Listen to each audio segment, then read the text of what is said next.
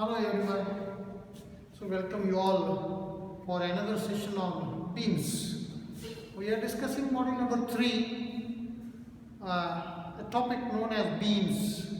So what is beam? Beam is also a long member having a smaller cross-sectional dimensions. Okay, fine. It is same as the definition of a bar. The only difference between bar and beam is bar is subjected to axial loads, beam is subjected to loads perpendicular to the axis. Okay, what is the effect of all these loads, etc.? We are supposed to study in this topic, in this module. And right now, what we have gone through in my last lecture, I just quickly shall revise. Okay, as we know that beam is a long member, okay, it is a member, it has to be supported. So supports are required. For planar forces, okay, we have 3 kinds of supports.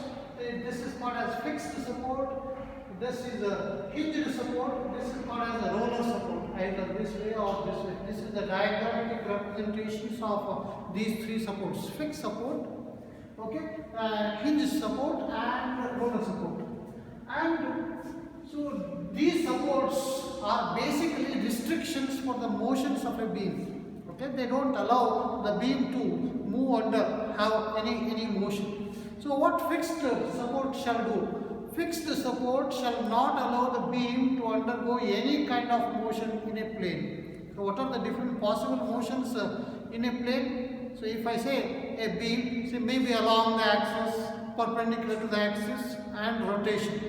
These are the 3 possible motions in a plane motion, and all these 3 are restricted by this fixed support. So how does it do? So by offering what is called as the forces or moments. For rotation, moment is required. So to avoid that rotation, so this support shall offer a moment. So like that, the forces are required. So I don't have any possible motion, therefore this fixed support shall offer three reactions. The reaction, the force to stop the motion along the axis, perpendicular to the axis, and also rotation. For that you have a moment.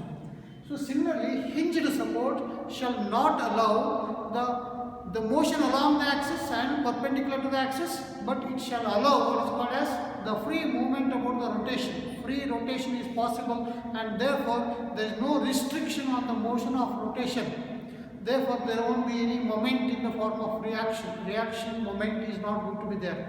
There is force in the horizontal direction or vertical direction, or in other words along the axis or perpendicular to the axis.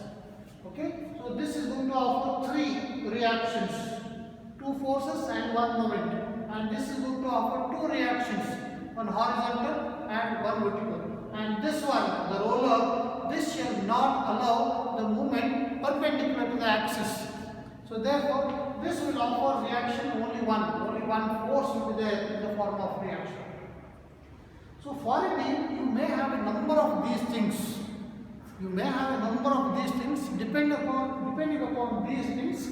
Okay, you have supports, you have loads. So for my analysis, I require to find out what are called as reactions. So what are the magnitudes of reactions I need to find out?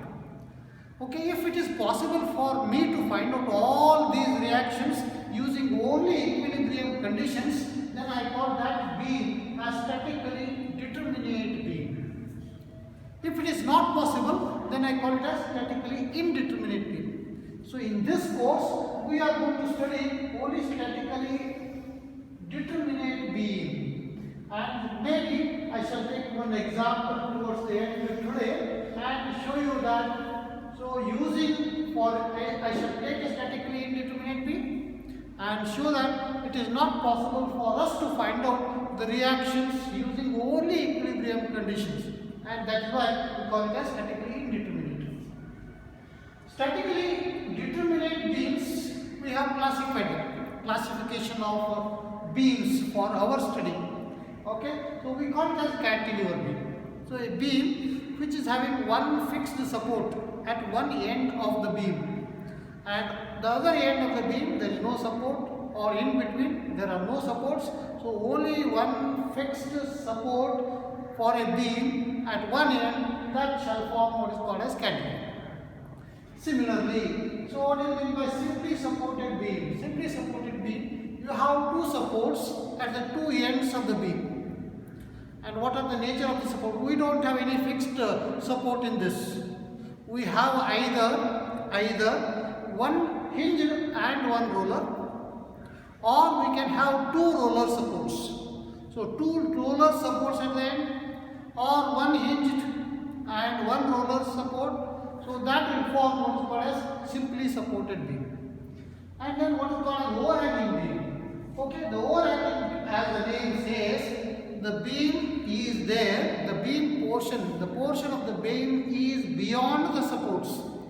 In simply supported beam, you have at the two ends two supports and there is no portion of the beam beyond that. But in overhanging beam, we have beam which overhangs, goes beyond the support. That beam is called as overhanging. So I may have overhanging only on right hand side, or I may have beam only on the left hand side, or I may have on either side. Okay, so either side overhanging, only left side overhanging, only right side overhanging, such beams are possible. Anyway, later on we will be taking these things and then we will be analyzing. Okay, now I would like to discuss something about what are called as the loads. What are types of forces? So instead of type of forces, types of loads is better. Load. Okay, load is a general term which includes moment also. Okay, so moment. We also have one type of load, what is called as moment. So apart from that moment, we may have what are called as forces. So forces on beams. What are the different forces? Okay, usually the force is spread along the length of the beam. Usually. But if that length is very small and like point, the force is acting over a point. In that case, we call it as point force. A very common term to all of you, point force. Point force is normally indicated by like this. We draw a line, then we put an arrow with the direction of the force, and beside here we write down how many kilonewton, indicating what is the magnitude. That is how we indicate. Okay, this is point force. Then sometimes the force is spread over length. That is usually. Okay, that is usually. In fact, this point force is a rare thing. Force is spread over a length. Then what are the, say what I mean is, say this is a beam, say this is the axis of the beam. Say I have what is called a simply supported beam, and the supports have been substituted or replaced by what are called as reactions. Then I have a force, this is what I call it as a point force, say 10 kilonewton, which is acting at a distance of so much, something like that. Okay, then I have what is called as I have a load which is 5 kilonewton, but it is not acting at one point, it is spread over 1 meter, say from here to here, this is 1 meter, and I have load throughout, not only at one point. Then I have 5 kilonewton here, continuously I have it. 5 kilonewton uniform load is there, all in this entire length. How much? How much is this? This is each one is 5 kilonewton, 5 kilonewton, 5 kilonewton, 5 kilonewton, like that. So this is normally written as 5 kilonewton per meter. And let me assume that it is not 1 meter. Let me assume that it is spread over 2 meters. Okay, so 5 kilonewton per meter. So then how much length I have? So if I want to know what is the total load, what is this equivalent point load?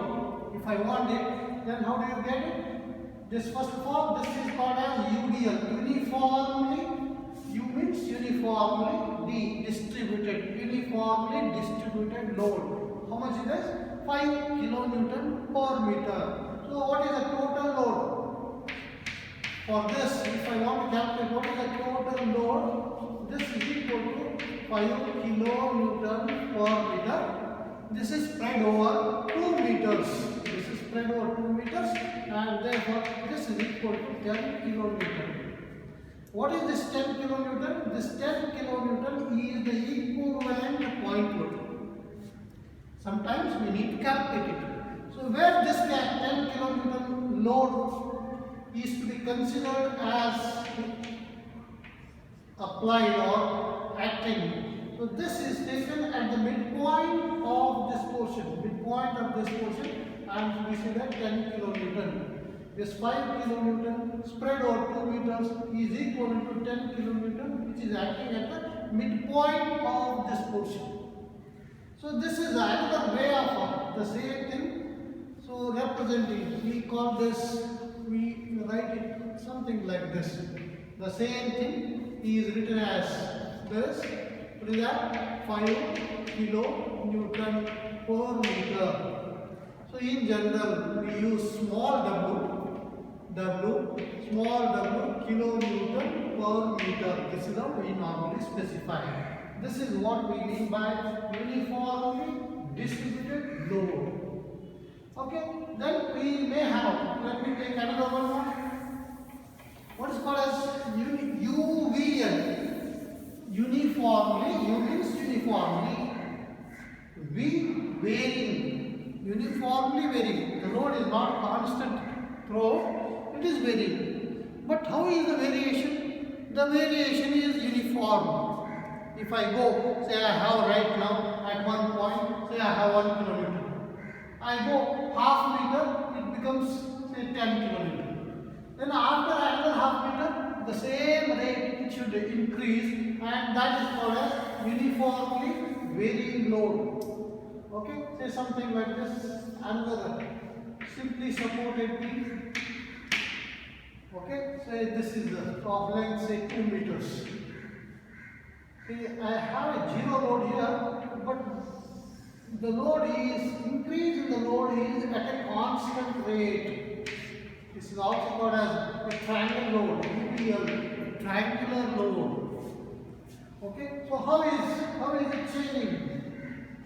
So how should I specify this? How should I specify this? Okay, so this is 0 and this load.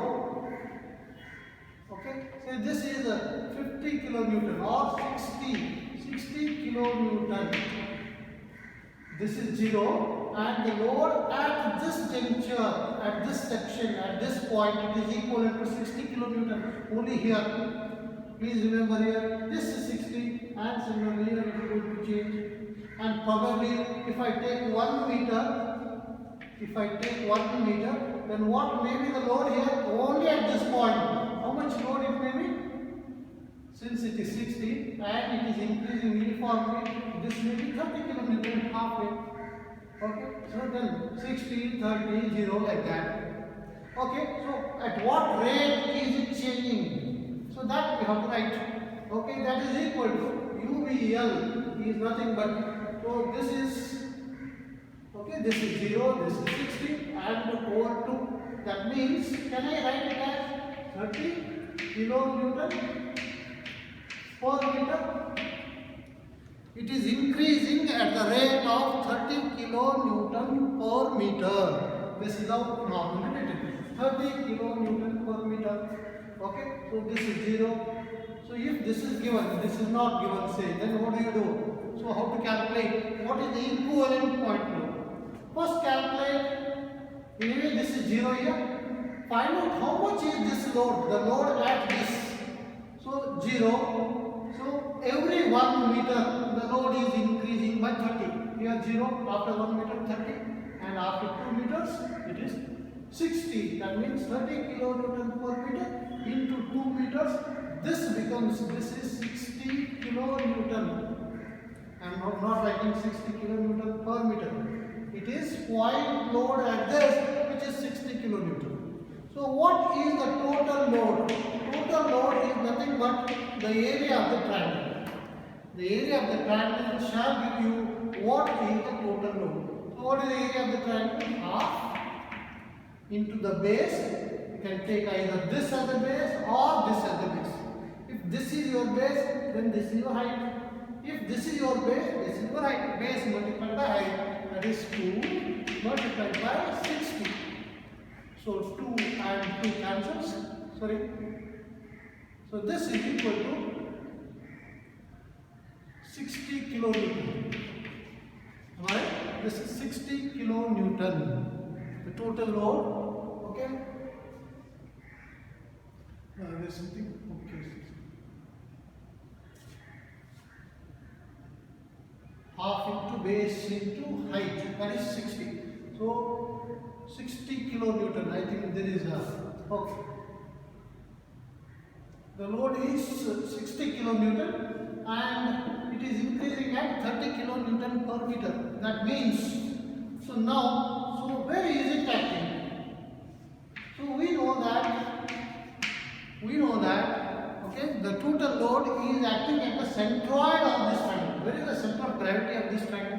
Where is the center of gravity? Center of gravity of the triangle in any triangle is at a 2/3 from the base, depending upon, that is a 2/3 and 1/3.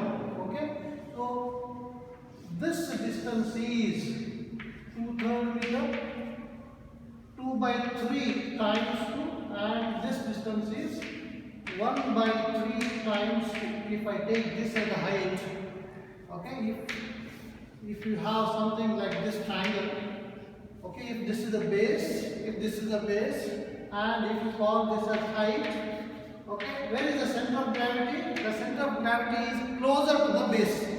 It is closer to the base at a distance of 1/3 of the height. Okay, so now if I take this as the base, then this is height. Okay, so it is, the center of gravity is closer to this base. At what distance? 1/3 of this height. 1/3 of 2. That is nothing but, this is where the load is acting. Okay, so this is how we calculate. Anyway, when I take the analysis part, again I shall tell you. And I am not very sure, I shall check the syllabus whether UVL is there for your analysis or not, that I shall check and I shall include it. So UVL, uniformly varying load. Okay, then the other one is what is called as non-uniformly varying load. As the name says, you have a beam and the load is maybe varying something like this.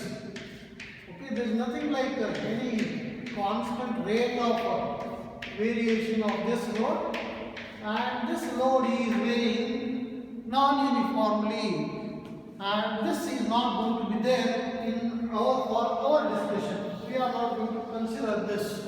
Okay, so this is not included for our discussion. This is what is called as non-uniformly varying load. Then sometimes a beam may be subjected to what is called as a force. Okay, there may be a moment. Moment is included something like this.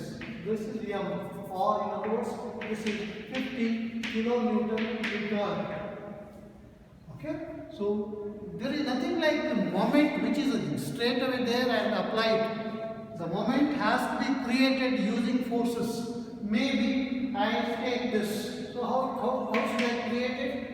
If I want to apply 50 kilonewton meter at this point, how should I create it? So at this point, probably I attach one arm like thing. Then I attach one force here and I apply one force here. So both of them have the same magnitude 50. Oh, sorry, F. And then check what is this distance. If you take this as 1 meter, the force here is 50 kilonewton. Then these two together will form a couple, and this distance is equal to 50 kilonewton meter couple. If this is 2 meters, then this force is equal to 25 kilonewton. So like that, if this is 5 kilonewton, in that case, this is equal to, 5 meters.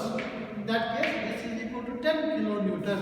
So therefore, like that, so the moment, okay, we don't consider this 10, these are the forces, but what is the effect of these forces? It is nothing but a moment, and that moment is being applied. That is how. Please remember, moment is not available in the market to straight away apply. We have to create it using the forces. So that is nothing but the moment. Okay. So now we all know, we have understood. We have a bar now. We have a beam. We have a bar, and bar is nothing but the discussion what we carried on in module number 1. Now we are discussing beam. Okay. A long member subjected to the loads perpendicular to the axis. So what is the effect? Okay, what is the effect? Why should we study it? So in case of bar, we know that we have what are called as tensile stress, compressive stress. Because of that, we have extension or compression. That is, the length is going to change, and even the cross-sectional dimensions are going to change, and which we have calculated, how to calculate all that. Okay, a beam, it is subjected to perpendicular loads. What the beam is going to happen? So if I have something like this and say here, okay, I apply the load like this, something like this, then what happens? Please remember, this is only the center line what I have shown, the axis. Okay, this is going to bend like this. The beam is going to bend, this bend or this distance, any distance. Okay, this is the beam before the application of the load. The moment I apply the load and the beam becomes like this distance, the lateral distance, whatever this distance now, this is called as deflection. Okay, if you have more and more load, and depending upon where you have those loads, you are going to have deflection. If the deflection is too much, then it is likely to fail also. Okay, ultimately, instead of extension what you have in bar, we have what is called as deflection in beam. We call it as deflection. And the beam, please remember, it is not going to be a straight line. The beam has, suppose the beam is a rectangular one. Say you have a rectangular one, something like this. So when it is subjected to load, okay, it is going to bend like this. It is going to bend like this. The beam is going to bend. This is rectangular portion. See here what happened? The top fiber, the top layer, this layer, that is nothing but this layer. Okay, this layer also has bent. This the bottom layer, the bottom one. This layer also has bent. Okay, you can easily feel that this layer, this length has reduced and this length has increased. That means the bottom portion is subjected to tensile or tensile stress. And what about the top one? The top has been compressed, and therefore the bottom layer is subjected to compressive stress. Okay, in a single cross section, if I take a section, some portion of that cross section is subjected to compressive stress and some portion is subjected to tensile stress. Very interesting. So that was not there in case of bars. In bars, the whole cross section is having the same amount of stress, the magnitude wise, direction wise. But here, the cross section, if I take, its magnitude of the stress is different, the nature of the stress is different, it is subjected to tensile and also compressive. Very interesting. So that's what we are going to study it. But to reach there, so how to calculate stress, etc., before that we have lot of things to study. Okay, so we also have to study what is called as shear force and bending moment. The type of the topic what we intend to discuss is what is called as shear force and bending moment. Okay, so what is called as shear force and bending moment.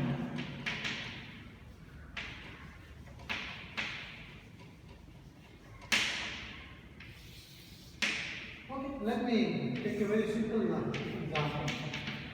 Okay, Only for the sake of convenience I am showing it, maybe first time. So later on I am not going to draw this beam like this. I shall be representing beam by means of only one line. Okay, say this is having a rectangular cross section. Okay, and say it is subjected to a load here. Say this I call it as say P. P is the load. Okay, so say this length is OAL. So L is the length of the beam, of course, before the application of the load, and this is some cross section dimension. Say this is B, and this is H. Cross section. Okay, one end is fixed, and what is this name of this beam? The name of this beam is cantilever. We call it as cantilever. Okay, fine. Everything is fine. Do you agree that this is an equilibrium state? Okay, if it is not in equilibrium state, then it would not have remained here. It would have moved. Okay, by the time you look here, this entire portion would have moved somewhere else. It is in equilibrium state. That is why it is going to remain there only. Even after you see a couple of minutes, it will remain there only. It is in an equilibrium state. Okay, we had said something. If a beam, if any member is in an equilibrium state, then the part of it is also in an equilibrium state. Okay, if a member is in an equilibrium state, then any portion of it also must remain in an equilibrium state. Okay, now I want to check it. I want to take section. Okay, how I want to take section? The section is perpendicular to the axis. Say if this is the axis, I shall take a section. Okay, I want to cut it here. So I want to cut here. So where I am cutting? So probably at a distance, say that this dx. At a distance x from the free end, I am imagining the section.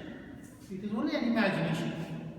So when you cut like this, now the whole beam, which was one unit, now it has become 2 units. One is this portion, the other one is this portion. Okay, so I shall take only the right hand side portion. So I shall take the right hand side portion, and this length I know x. I know that I am applying a load here. This is equal to P. So this is what we call it as the free body diagram. Okay, so now this is the portion, this is the section. Now how does it look like? It is not like a coin. So the cross section is rectangle. Whatever you see here, the same rectangle, that is the cross section. So you have material everywhere here. But this material, okay, it doesn't keep quiet. So you can see that this portion also remains in equilibrium state. Okay? So any part of it also must remain in equilibrium state. How? For that purpose, the material at the section shall develop whatever is required. Whatever is required. Okay? Now this portion has to remain in equilibrium state. Therefore, the material which is available here must develop a force. You all agree that it has to develop a force? Okay? So how should be that force? The force must be opposite to this. Say something like this. Okay? So this force I shall give the notation as V. So V is the force. Say V suffix x. V at the section.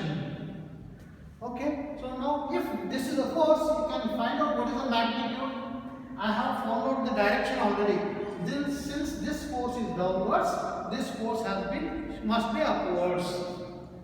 This force must be upwards. The material has to develop a force in the upward direction. Okay, depending upon what is this force. Sometimes it may be downwards also, depending upon how these external forces are. Okay, what is the magnitude of this force? You know that this force and this force have to make the resultant equal to 0. Therefore, this also must be equal to P. Only for this case, this Vx is, don't think that always it is equal to P. It varies. Vx depends upon the forces. So I want to impress upon you that the material at the section must develop a force for equilibrium. And how is that force? That force is in the plane of the force. So how you have got, no, it is in the same plane, it is parallel to that. Okay, that force is parallel, that force is in the plane, and this force we are going to call it as shear force. And is it sufficient? Is it in equilibrium state now? I have one force which is equal to P, I have one force which is equal to P. Now this P and this P, they together will start rotating this portion in the clockwise direction, because it is a moment, yes and yes, and therefore that also should not happen. So therefore, so how it doesn't happen?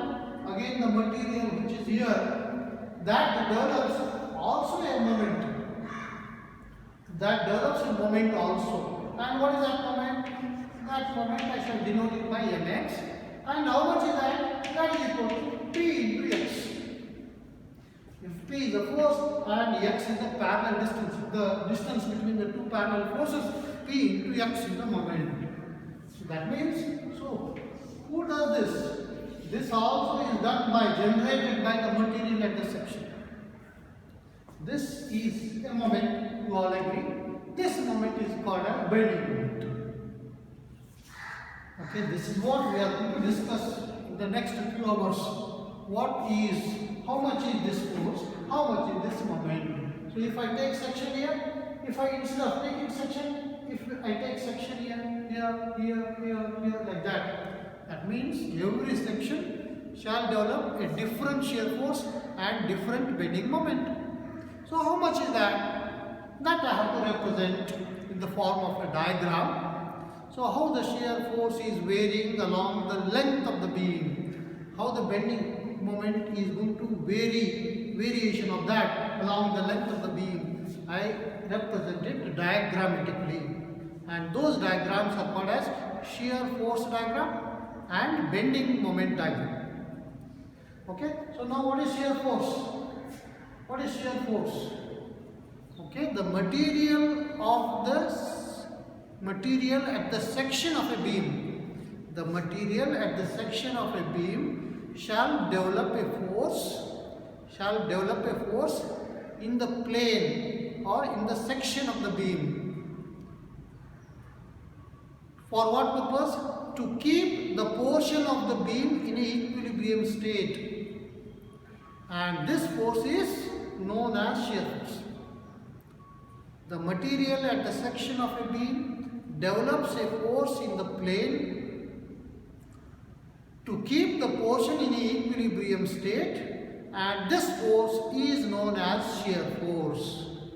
Similarly, what is bending moment? The material at the section of a beam develops a moment to keep the portion of the beam in an equilibrium state, and that beam is called as bending moment. Shear force and bending moment, they vary along the length of the beam. So the variation of these forces, shear force and bending moment, shall be represented, can be represented in the form of a diagram. And those diagrams are known as shear force diagram and bending moment diagram. I hope it's clear to you. Okay. So now our next few classes, you are going to have one full question on that. So draw shear force and bending moment diagram for a beam. Okay, the loadings are given and draw that. Okay, how to draw that? It is a very mechanical question. Very common. You have to follow a set of procedure and you cannot make mistake. Remember, highly reliable question from the examination point of view, and for passing, if you make this question wrong, you will really struggle. So therefore, you cannot afford to make any mistake in shear force diagram and bending moment diagram. So what it requires? Only practice. What it requires? Follow the set of rules what we are going to discuss. So please don't miss, and along with me next time when you are attending my class, please keep your calculator, everything, and we shall solve the problems together, and so that you will be able to understand, you will have first-hand experience and gain the confidence also. Okay, all the best.